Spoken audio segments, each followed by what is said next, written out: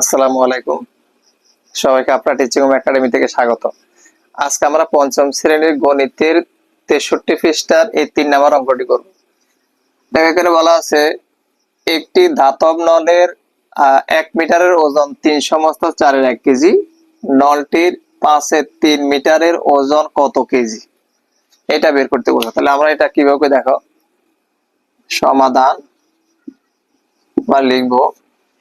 যেহেতু বলছে নলটির এত মিটারের ওজন কত কেজি, কেজি চাইছে, তাহলে আমরা 1 মিটার ওজন লিখবো। আমরা ধাতব নলের 1 মিটার অথবা 1 মিটার ওজন বরাবর লিখতে পারবো। আমরা লিখবো ধাতব নলের 1 মিটার ওজন। ধাতব নলের 1 মিটারের ওজন,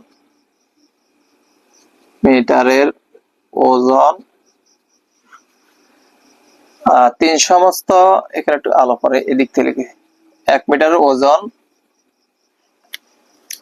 আলো জন্য একটু নিচে থেকে লিখি। ধাতব নলের ধাতব নলের 1 মিটারের ওজন, মিটারের ওজন 3 সমস্ত 4-এর 1 কেজি।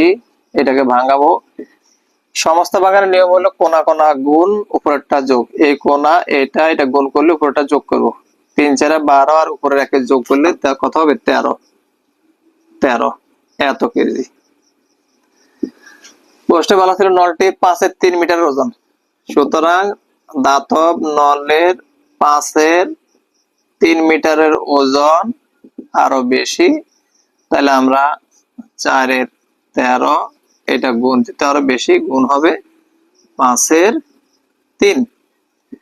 যেহেতু যদি কাটাকাটি যায়, কোনা কোনা অথবা উপর নিচে কাটাকাটি গেলে কাটাকাটি দিব, কাটাকাটি না গেলে নিচেরটার সাথে নিচেরটা গুণ করব, উপরটার সাথে উপরগুলো গুণ করব। 4 5 কাটাকাটি যাচ্ছে না, তাহলে 4 5 20, 3 13 39। উপরে লব যখন বড় হয়ে যাবে তাহলে অবশ্যই ভাগ করে দেখা দিতে হবে। তাহলে আমরা এখানে ভাগ করব, এখানে ভাগটা দেখিয়ে দিবা। ভাগ করলে কত আসে খেয়াল করো। 2 দিলে 20 দ্বিগুণে 40 আছে কিন্তু 39। তাহলে কি করব?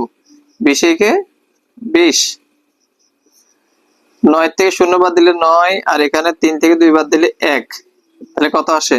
1 সমস্ত 20-এর 19। উত্তর 1 সমস্ত